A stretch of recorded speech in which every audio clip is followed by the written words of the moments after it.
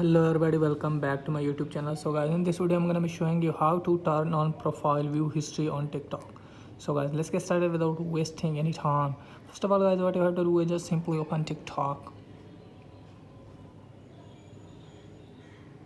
and after that you have to tap on profile icon here, then tap on three lines here, then tap on settings, and then tap on privacy.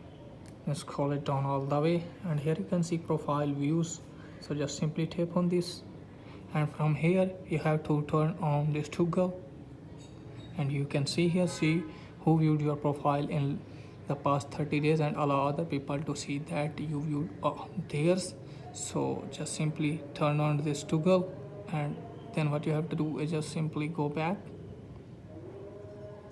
and here you can see eye icon. So just simply tap on this, and from here you have to turn on. So you can see here profile views, profile view history will appear here. People who viewed your profile in the past 30 days will appear here. Only you can see this here.